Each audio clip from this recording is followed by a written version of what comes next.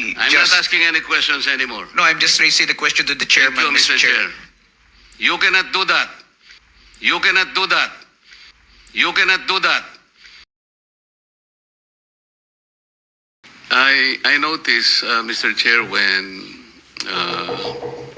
Yusek Bernardo tried to confer with his counsel, the counsel approached him, and then before anything else, he also went to PG Padulyon. Why is that, Mr. Chair? Kasi he's already admitted sa WPP and sa kanilang existing na rules, under the rules, kailangan bago sumagot, baka maka-apekto sa kanyang pagka-admit, kailangan talaga may clearance sa DOJ.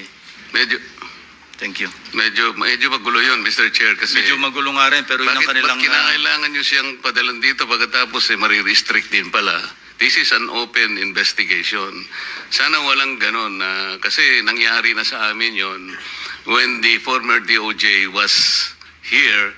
Habang nag-uusap-usap kami rito, habang nagtatanong-tanong kami, kukunin niya yung isang witness namin o isang resource person, dadalhin sa NBI. Pagdating sa NBI, meron ng supplemental affidavit. Naguguluhan kami sa ganung pangyayari. This is supposed to be an independent committee under the legislature. The DOJ is an executive department. I'm not questioning this, no? But parang magulo lang sa amin. So, kaya ko lang na-point out, Mr. Chair. Question sa DOJ. Under the WPP, law ba itong yung ganyan? Confidentiality, yes, Mr. Chair. The matter that pertains in confidentiality of the proceedings as well as the manner by which the witness was evaluated and how he was covered is confidential. That's the reason why it is being invoked by the witness, Mr. Chair, because like I said earlier, it is not because we want to restrict his testimony, but there is a law. The law itself provides... So it is the law yes, that says so? Yes, and it provides for penal sanctions, Okay. Mr. So Chair. to answer the question of the concern of Secretary or Senator Marcoleta, kailangan i-amend law pala. No. That may be one of the suggestions since the committee is investigating this in aid of legislation, if that is considered a restriction in investigations like this, then maybe the law will have to be amended first. In the meantime, constrained kayo ng batas. Yes, Mr. Chair, we are Thank you. constrained by law. Thank you, PG. Mr. Chair, kasi yung interpretation niya ang palaging mali eh. Yung confidentiality dyan na pinag-uusapan, sa inyo lang yun, sa witness protection ninyo dyan. Pero pagdating dito, it does not apply. Ikaw lang ang nag-interpret kasi kaya kanina pa tayo nagtatalo eh. May I respond, Mr. Chair? With all due respect to Senator Marcoleta saying that our interpretation is always wrong, the law itself provides for it, Section 7. And we are not raising this, like I said, simply because we want to constrict the investigation. The law does not make a distinction whether the investigation is going to be done elsewhere or in the Senate or before the House of Representatives. So, we are simply citing the law and we are constrained by the law because, as I said, there are penal sanctions. So if the law does not provide any distinction, bakit nga kailangan ka pang mag-confer sa ano? Bakit kailangan ka pang puntahan? Ikaw na nagsasabi ng walang distinction eh, di ba? So, kung nandito siya, let him speak. Na hindi na dapat pupunta pati yung counsel niya. Yun lang, mali na eh. Meron siyang sariling counsel, pagkatapos pupunta pa siya sa'yo. It is an insult to his own personal counsel. Kaya magulo talaga eh. Gusto ko itanong halimbawa kay Yusek Bernardo, in-apply nyo na pala siya sa WPP. Ni-require nyo siya ng restitution, di ba? Sasabihin mo na naman, that's confidential. Kamo na naman. No, Mr. Chair, I'm not going to say that's confidential. No, earlier, you were talking about confidentiality. You remember the last time? Yes, I did mention that, Mr. Chair. I talked about why are you confidentiality. But with respect to the restitution, I think that's a matter of public record already. Because that was already stated by Mr. Bernardo and he was allowed by the Secretary of Justice. Yes, earlier you were not forthright in answering that. Nung tinatanong ko, ang una mong sinabi, that's confidential. Now, nagsasabi ka, it is not confidential. So, Paiba-iba ka ng position talaga. Mr. Hindi tayo magkakasundo. Mr. I think. Chair, if we I'm just... not asking any questions anymore. No, I'm just raising the question to the chairman, Thank you, Mr. Chair. You cannot do that. Thank you. Are we done? So, sige, let's move on. Kung walang members na gusto magtanong do sa ating dalawang bagong witnesses, no, in relation to the Discaya Romualdez issue, then we'll excuse them already. Mr. Chair, gusto ko sanang magtanong lang sana Sige, kung go ahead. papayag ka. Of course. Yung tungkol doon sa Tamarid House sa South Forbes, yung binabanggit mo kanina, di ba? And then you were asking for some parang leeway in terms of a few days para i-vacate ninyo because you're not yet ready with all the things that you need to move out, di ba? Sino yung may-ari ba talaga nung bahay na yon? Your Honor, hindi po kami aware kung sino po yung owner mismo, but we are... I will answer that. Ang may-ari po dati, Doris Magsaysay Ho. And you were there as what? Staff ng tenant. May tenant kasi si Doris Magsaysay Ho na sila nakatira, sila yung staff. So nung nabenta, existing pa yata yung lease contract, so hindi sila umaalis. Pero pinipilit silang umalis nung bagong owner. And allegedly, ang bagong owner is Martin Romualdez. Yun ang sinasabi. Yun ang sinasabi mo kanina. Yes. At referring to Discaya. No, let's based on documents, yung bahay na ibenta sa isang corporation, Golden Peasant Holdings Corporation. Incidentally, the major stockholder,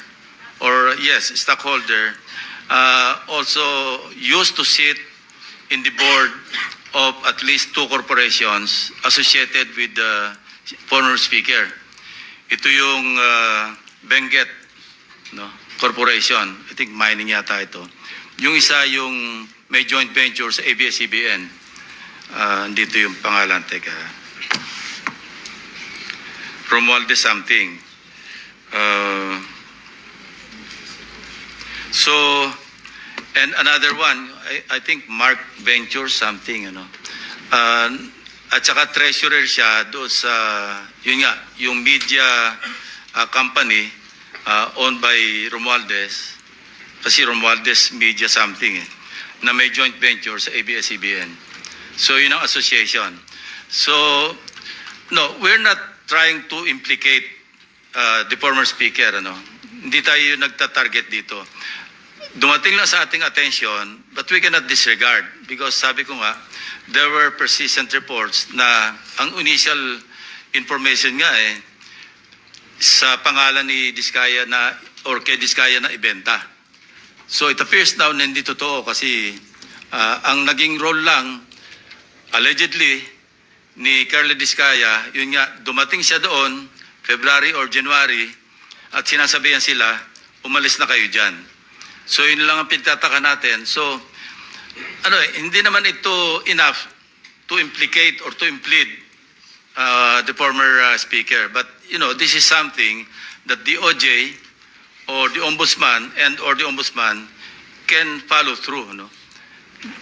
We are only providing a lead for whatever it is worth. Yun lang ang purpose dito. Because if you really want to go after the so-called, sabi nyo nga, wag yung sap-sap at saka mga dilis, ano? Hanapin yung malaking isda. And this is the direction that we are taking.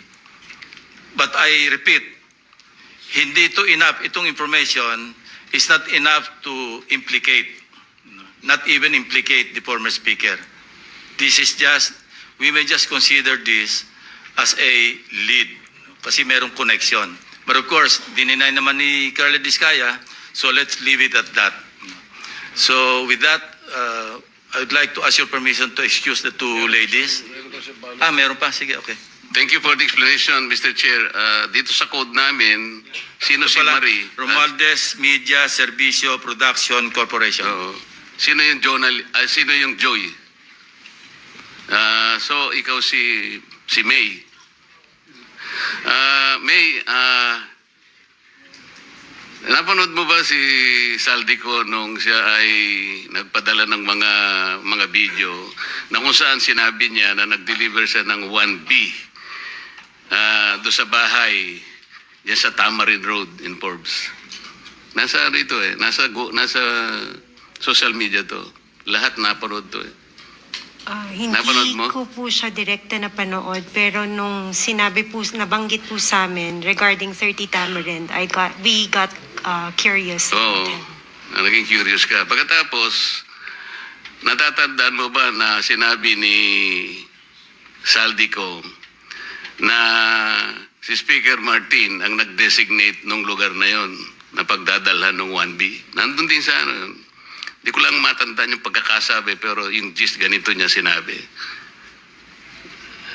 Napanood niyo ba yun? Wala po ako matandaan na ganong ano. Pero nabasa po namin yung report regarding sa 30 Tamarind. Yun nga. And then, Natambakan ng pera. maaring natatandaan nyo na sinabi rin ni Saldico, doon din sa ano na yun, sa paghahayag na yun, na si Yusek Jojo Cadiz ang tumanggap na yun ay drop-off lamang ng delivery sa bahay daw ng ating Pangulo daw sa Nara. Ando, siya yung nagsasabi siya nagsasalita Napanood ko yun Tinatanong ko lang kung kayo napanood nyo din yung ganong klaseng paghahayag na ginawa ni Saldico. Hindi po namin nasubaybayan yung mga hearing at saka yung news. Naging curious lang po kami nung nagkaroon na nga po ng report tungkol dun sa 30 Tamarind. Oh, okay. So hindi po namin matandaan yung news na ganun po. Okay, baka naman gusto nyo rin alisin yung takip para makita namin kung gaano kayo kaganda. Kasi alam ko, magaganda po kayo. Kung okay lang naman po, kung hindi naman, okay din po sa amin. Actually, request nila Senator Marcoleta na kung pwedeng, kaya nga Elias yung ginamit ko, binuko naman Oo yun nga yung pangalan Pero kasi yung kagandahan hindi pwedeng ipagkait, Mr. Chair. Salamat po, Mr. Chair. Okay, so let's move on. So you are excused, Maria and Joy. Elias. Sige. Thank you very much. The OSAA you'll be turned over to the OSAA for your own security. Thank you very much.